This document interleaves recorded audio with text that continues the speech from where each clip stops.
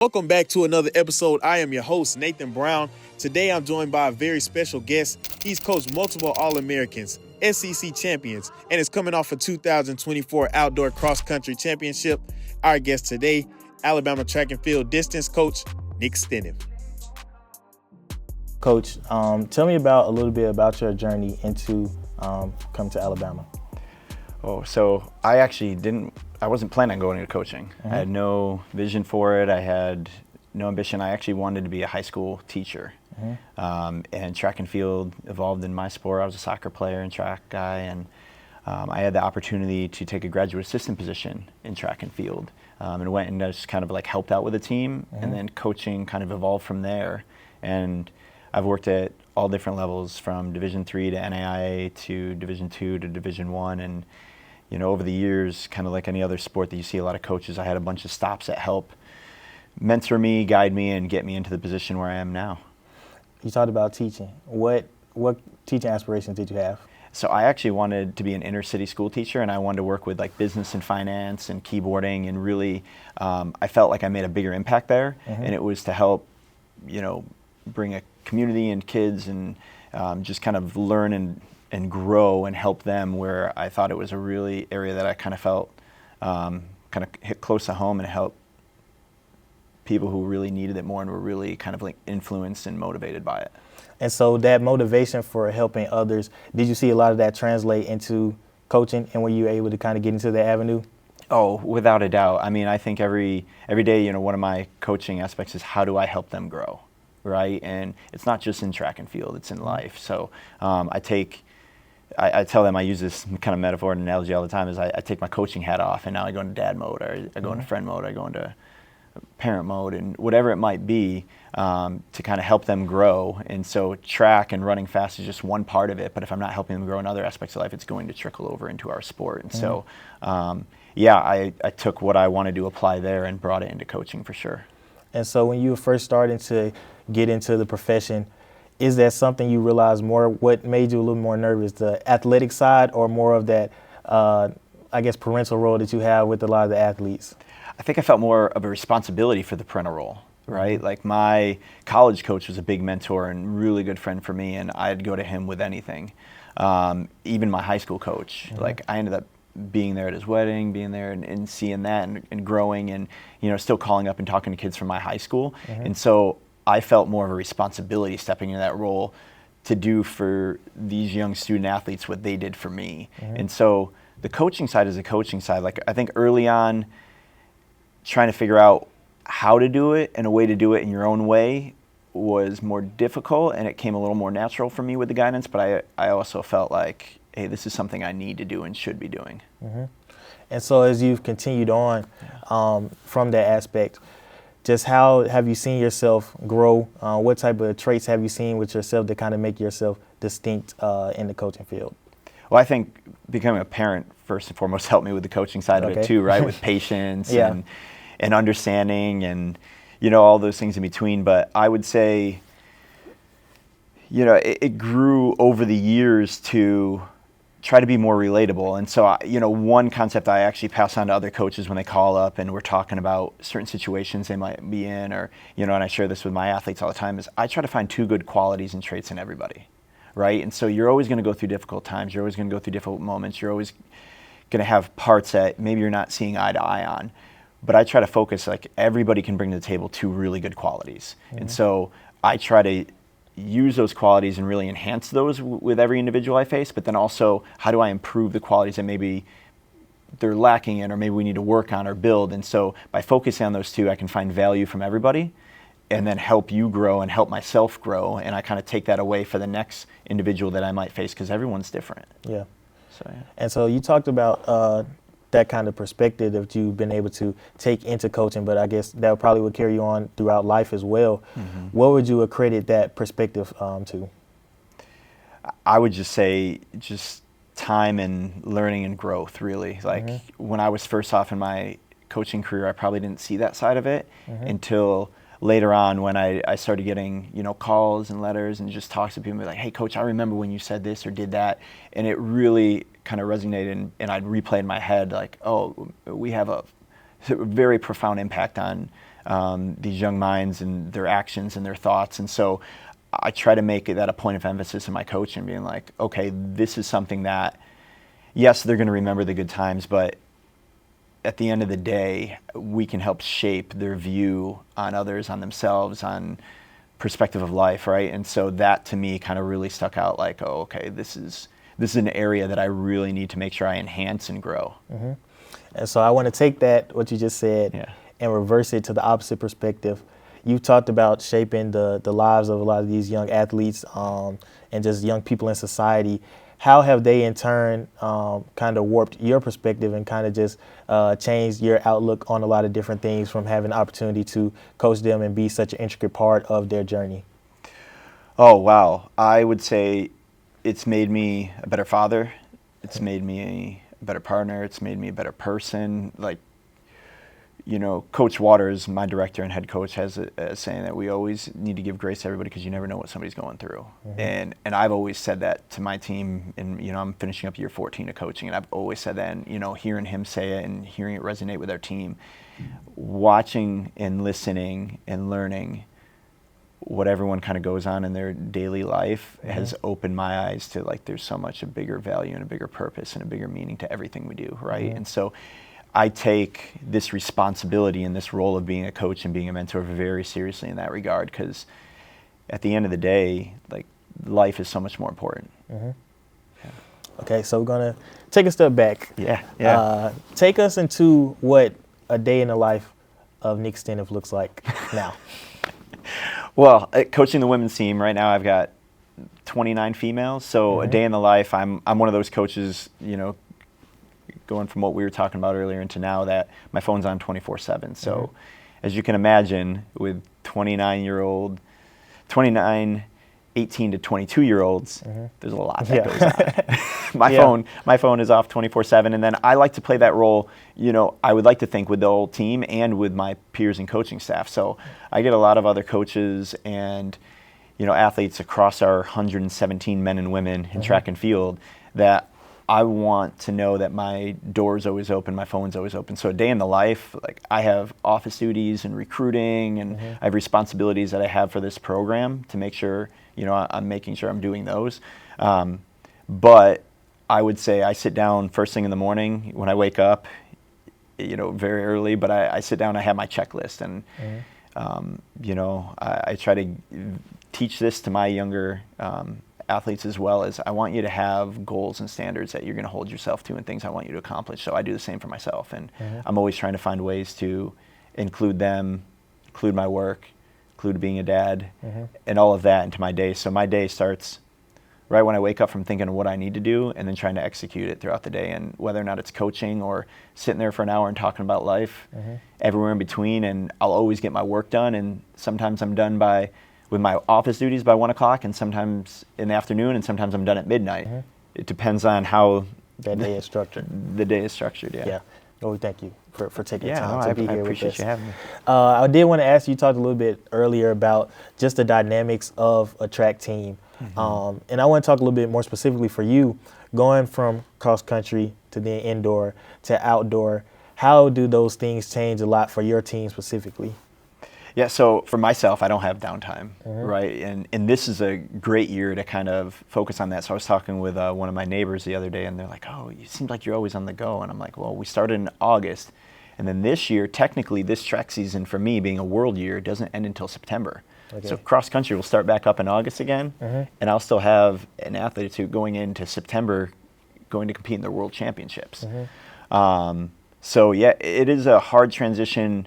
With track and field, you have a lot of different events. In cross country, you know, the men are getting ready for the 8K and 10K, 8K at SECs and 10K at nationals, and the women are getting ready 6K throughout the year. And then you hit track and field, and we have every event on. So the transition from us trying to fit recruiting in there, coaching, your normal life, it feels like 24/7. You know, we're in go mode. So whether or not it's one athlete or the entire team, I love it because it makes it interesting, keeps you on your toes. Even right now, like, I have some athletes that might finish next week. You know, other sports, if you make SECs, you make nationals, you make, further advance your team, the entire team goes, not in our sport, right? You have to qualify for SECs, and then you have to qualify for first round NCAAs, and you have to qualify for nationals, world championships, things like that. So I could have, like right now, just in my women's event group from 800 through 10K, I've got about 12 different training programs going. Mm-hmm. And so, of course, when it comes to like track and field, it's just kind of the nature of the beast with the amount of diversity and the different ways you're competing, even in the midst of one meet. How do you manage both the collective unit as well as individual scenes, or there are different races, or there are different training regimens, or you may have a different level of athlete at different paces. So how do you kind of manage that? That goes a little bit back into what we were talking about, helping them grow and develop it. So I'm big on communication and over-communicating, oversharing in a two-way street. I want every athlete in my program and anyone I have the ability to coach and the honor to coach, where we have open dialogue, right? If you tie it in with parenting, right, I want to be the coach that they can bring any problem to me, right? And so how are we going to solve this together? At the end of the day, if they messed up, okay, let's not make sure it happens again, right? Like whether or not that's personal, social, athletic related, we're going to find a way through it together, right? So I'm going to help you navigate that. I'm going to be by your side through the best moments and the worst moments. And so coaching them comes back to, I meet with them quite often. I talk with them all the time. I think I'm really big on picking up on social cues and verbal cues and really just, hey, let's talk it out. And so learning where they're at, listening to their bodies, watching them, observing them, and having that open dialogue, I think has helped me coach each of them to not only enhance themselves, but to move on throughout the season. So I want to rewind a little bit back in last fall. SEC championships, guys, SEC champions, brought the ring with you here today. What was that feeling like for you, and just kind of even leading up into that meet, just what the emotions were going into it, and then to finally obviously get the result that you were looking for? How was that? How would you kind of describe that feeling? A relief. I think, we were kind of counted out at the beginning of the year, but we always knew what cards we had, and we knew the team we had. And so, our team motto that we actually had engraved on the side of it says "Our Time." We knew it was our time, and we had a young team. We had a couple seniors and everything, but in our core top five, which is what you score, we had 3 freshmen and 2 sophomores. And then our seniors, who, if you go back and look at it, I think if you do not score our 3rd, 4th, and 5th, but you score our 6th, 7th, and 8th with our top 2, we still win the championship. And so the depth that we knew we were bringing, even with those seniors and the upperclassmen who could at any moment step up and score or be in that top mix, I think for us, and I push this, I say, listen, you just have to do what you're capable of. You play your role, you do what you're capable of, nothing more, nothing less, we will get it done. And so it was kind of like a relief at the end of the year, because we knew it was there, we knew we had it in our grasp, we knew it was reachable. And so when we got there, it was like, just go out and execute. Right? And so it's our time, take advantage of it, taking the moment, because you never know when it's not going to be your time, right? And, we're not given, even a freshman's not given another year. It's not something we can guarantee, right? Nothing in life is guaranteed. So it was all around a really, really good collective from a whole program and staff. This was a relief and a long time coming that we knew could happen. And so how would you, what would you describe as like the core of that team? Like our core motto, or just overall feeling or energy, or? Yeah, just like the vibes of the team. What kind of stands out from their cohesiveness? I would say they're, we always try to say family, and I know a lot of people say family, so I don't want to kind of be cliche in that, but at any moment, I want you to be there for each other, so it doesn't have to be running related. I kind of use this with the ladies team. I was like, you're not all going to be in each other's weddings, but we have to be able to help each other in a time of need, right? Going a little bit back to what, understand somebody's always going through something. So for us, it's like, hey, if your number's called, you need to step up. If somebody needs you, you need to take care of them. And I treat them like that, just like I'd expect them to treat each other, right? Like there's so many important things. We had a couple of downsets this year where, we had setbacks where we had a young lady who had appendicitis, right before NCAA. So I went to the number 6 and 7 and 8 girl, and I was like, hey, you need to step up. It's your time. We had a teammate go down. But what a lot of people don't realize, that happened Monday. We left for NCAA's Wednesday and competed Thursday. I was in the hospital with her for 48 to 72 hours, and I told the team, like, you know what we have to do, you know the workouts we have to have, and this young lady's in here, and I'm there with her. Like, that's where I took the coaching hat off, and now I'm dad mode, right? But the team also knew, because we meet all the time, they know the expectation, they know the standard that we have, and they knew what had to get done. Okay, coach isn't here, but we still have nationals. I'm communicating with them, I'm relating with them, but at the time, she needed me, right? Yeah. I know as soon as I left, though, a couple of girls on the team who weren't traveling with us, who didn't quite make that national squad, they stepped up. Yeah. You know, and they put on mom mode, sister mode, whatever they need to. And I knew she was in good hands. Okay. And so if I didn't, I wouldn't have left. But at the same time, I knew they were going to step up and take care of her. And things like that happen in life, and I want them to know, like, we've got to have each other, you know, through all the ups and downs. And so this year, it came together that we had some ups and we also had some downs, but we grew together. Okay.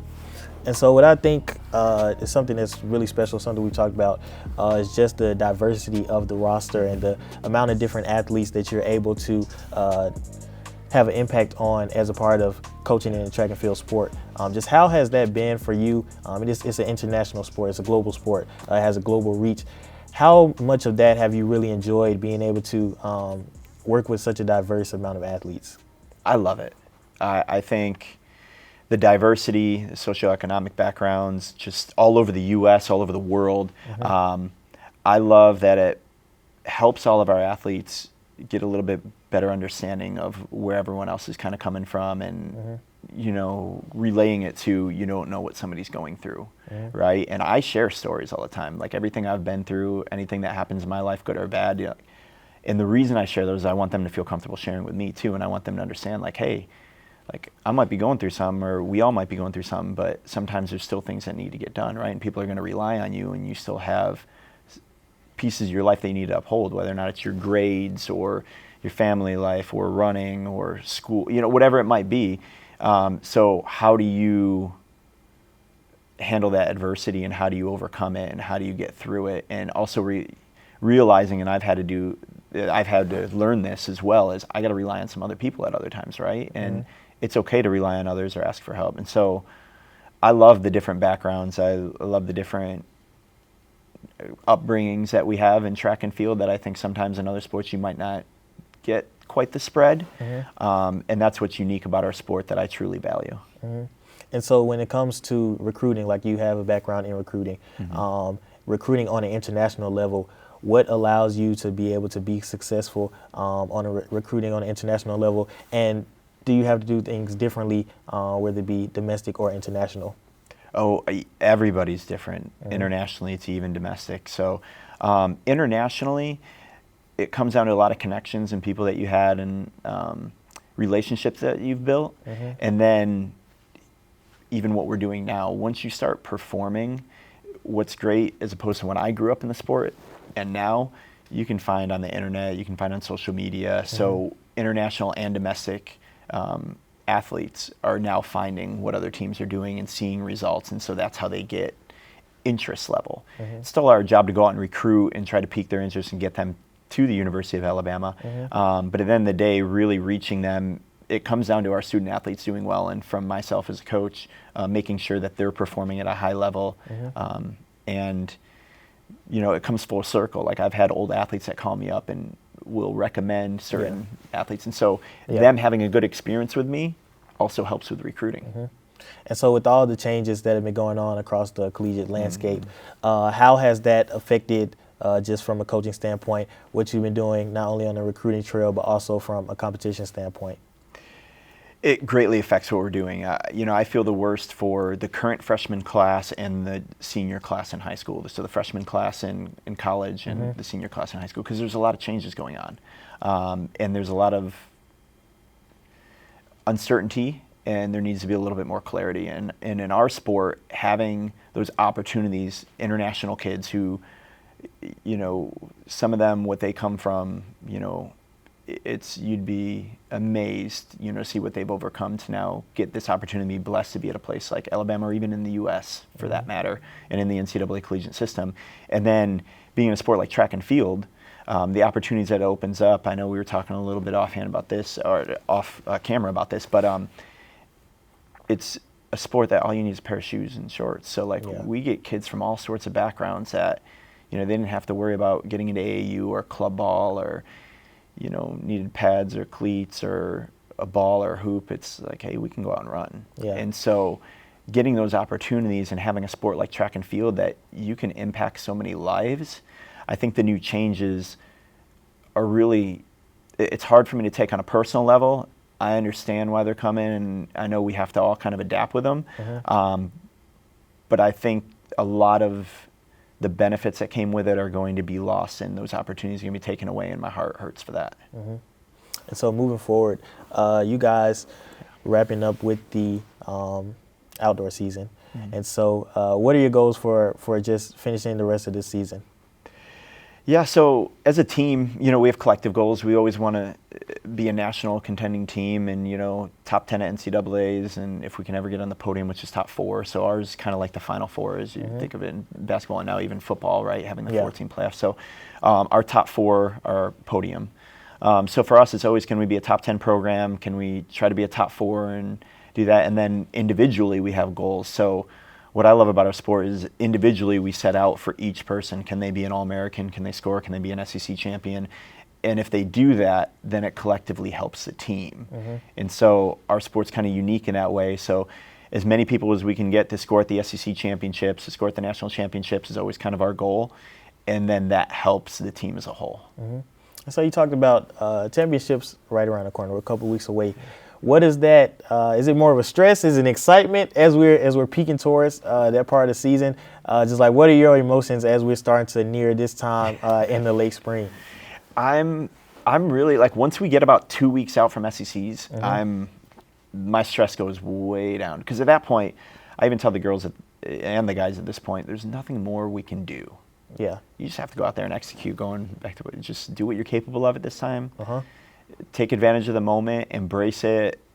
I try to make it more lighthearted and more fun, and that also gives me a little bit more lighthearted and fun, and relaxes me. But at that point, I tell them, I'm just here for you now. Yeah, I've coached you, I've trained you, I've gotten you ready. Like, even if I were to walk away, and I hope that's, they showed this in cross country, but if I were to walk away for 2 weeks and come back, they'd be fine. Pick up right at, things would be, and I want that. I want that for them. And so I think by me approaching it more easy and relaxed also allows them to, and then just allows them to go out and execute. And so that's kind of, I don't really get those high energy, high nerves, high stress. Yeah. The work's done at that point. Because you've done it. Yeah, you've done it. You trust the work that you put in. Yeah. So as we're kind of wrapping up, I just wanted to ask you from a personal standpoint, a coaching standpoint, what would you say has been one of your most proud moments as a coach so far? In all my years of coaching, I would just say it's the relationships and the bonds beyond the years that they're here. Like, I say this in recruiting all the time, and I mean it, and I mean this with my ladies. Like, I have a young lady that's graduating this year, and she's getting married this fall, and we're going up and going to her wedding and attending it, and it falls on an off weekend that we have, and I get updates and texts about, their first job that they received, to their first newborn, to getting married, to moving. And so for me, I'd say the best things I can take away, I couldn't highlight one moment, but it's those relationships that I've built that I'm probably the most proud of. Yeah, I would say that's probably my biggest accomplishment, is helping them get to a point where they're happy in life, or still connecting with me and keeping me in the loop. That's the best thing anyone could ask for, just like a parent, right? Yeah, that's what you do it for. That's what I do it for. I appreciate you, Coach. Thank you for taking the time. We'll catch you guys on the next episode.